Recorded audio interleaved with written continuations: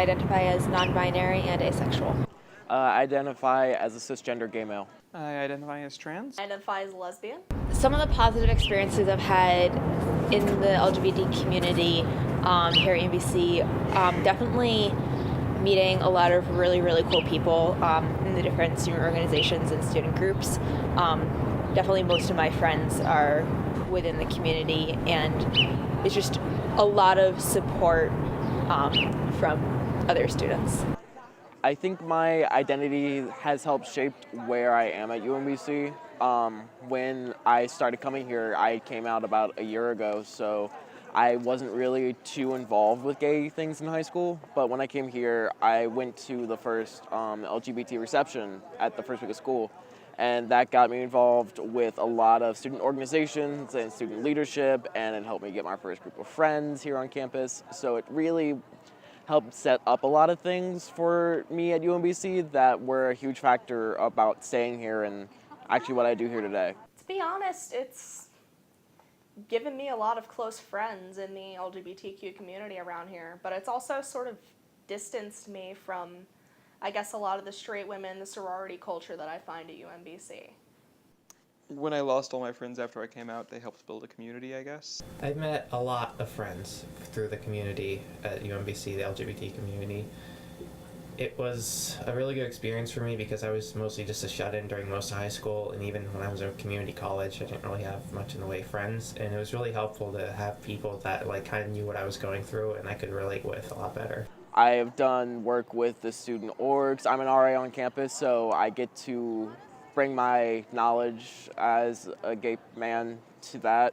And just being able to do something with my identity as compared to, I don't know, being passively gay and just kind of existing, but actually doing good for the community on campus and making positive change. I am very open about my relationship with my girlfriend and the fact that I am a lesbian, and in some of my classes where, something like that has come up, I've gotten that, oh yeah, girl's a lesbian sort of thing. Major negative experience I've had was definitely housing. I keep bringing it up, but they were really, really bad. They've been trying to get their game together, but it was just really painful to try to get into a gender-neutral apartment.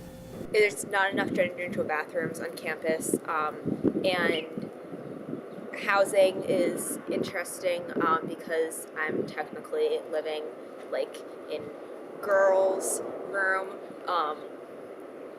so I'm not really out to many people on my floor, but I'd say I haven't really had that many negative experiences because I've consciously avoided them, but just being not wanting to tell people is negative in itself. I can feel safe and out on campus as gay, but I have a lot of friends who are trans that don't feel safe because they can't get a name change as well or as easily, or gender-neutral housing isn't as supportive as it needs to be, and other issues like that. And I feel myself supported and safe as a gay person, but I can see a lot of queer people around me that aren't the same as much and aren't being supported to their full needs as students here. And that's part of why I do a lot of what I do. I don't know if I'd say I feel supported by all staff and policies. I don't necessarily feel not supported. There are definitely staff that I do feel supported by, but as a whole, I wouldn't say that I feel extremely supported. I haven't really run into problems with policies or even staff, really. I haven't told any staff members, but I think one or two of them do know, and they have been pretty supportive of me and very understanding. It really is a mixed bag. Some of the people that you'll find are super accepting. They're like, oh, you're a lesbian? That's wonderful. How's your girlfriend doing? All that. And some of them are like, oh, you're not going to hit on me, are you? I think definitely one thing that could improve for many different departments on campus is putting into their system people's preferred name and potentially also pronouns, because I know that various departments do collect preferred name, but then they don't use it. So if departments were able to use preferred name and all departments started collecting and using preferred name, that would definitely be very supportive. And I don't want to keep bringing up housing, but it's a major problem for me, so I will say just a bit more clarity in the process of getting into a gender neutral, like, just room arrangement, be it an apartment or the dorms or a locker.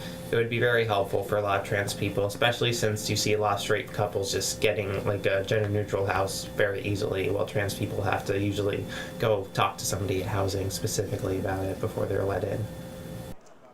I think a lot of the way they can improve their interactions with LGBT students is to remember that we are students first, and we have commitments as academics. So when there's an issue that is being addressed or comes up, whether it's housing issues, any kind of hate speech or anything like that, it should not always fall straight to the student to help solve that. So maybe not being so, like, it's good that we have a very accepting and kind and responsible staff, but sometimes some more proactive staff members would be really appreciated too.